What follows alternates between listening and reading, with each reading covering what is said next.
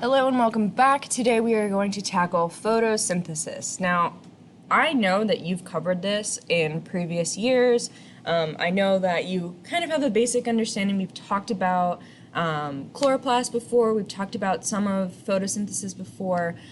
So this is just going to be like a quick overview to make sure that you have all of the important bits written down somewhere so that at least when you're studying, you have something to refer back to, like concrete something to refer back to. So to start, let's talk about the big idea of photosynthesis. So the big idea is that sun's light energy, okay, so the energy that comes from the sun is called light energy, is transformed into chemical energy, which we consider glucose, okay? So that's what happens in photosynthesis, right? The plant takes in the sun's energy and it creates chemical energy. This all happens in the chloroplast, right? The chloroplast right here. Okay, there's a green pigment called chlorophyll within the chloroplast. So the chloroplast is an organelle and chlorophyll is a pigment that makes it green. That chlorophyll traps and absorbs the energy from sunlight and then goes through this process of photosynthesis. When we're talking about photosynthesis, all of this is based off of this chemical reaction, and this chemical reaction is mega super, like, I cannot stress how important it is that you write this formula down and that you memorize it, okay? You're gonna have to know the reactants, what goes into it, and the products, what comes out of this reaction, and you need to memorize it. Like, I should have bolded this. You need to memorize this equation. So please, please, please write down that 6 carbon dioxide molecules, so 6 CO2, plus 6 water molecules, 6 H2O, plus light energy, right, energy from the sun. Those are the reactants. Those are the things that go into this formula.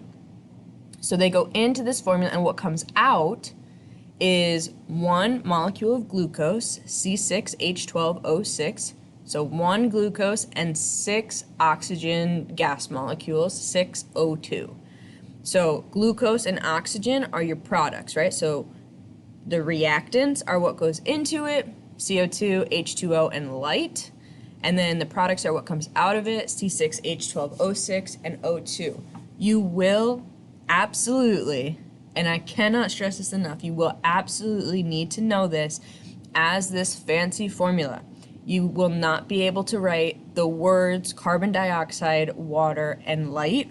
You will have to write 6 CO2 plus 6 H2O yields, that's what those arrows mean, with light energy above it, yields C6H12O6 plus 6 O2.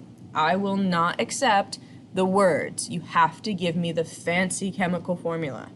Okay, so make sure you're writing down exactly what it says on this like leaf picture at the top of this slide. And then memorize it. Okay, I'm gonna say it one more time. You need to memorize this equation.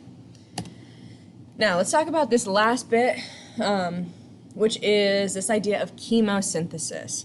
Okay, so there are plants, there are things that live at the bottom of the ocean, right? And there is no sunlight in the deep ocean, right? The further you go, the darker it is, the creepier it is. I personally do not like swimming in the ocean because it kind of scares me.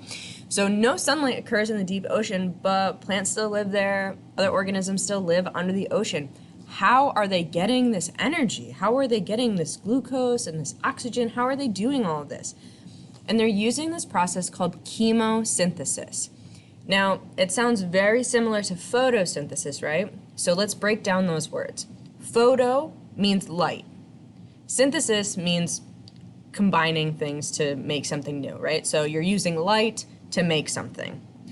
Chemo means chemicals.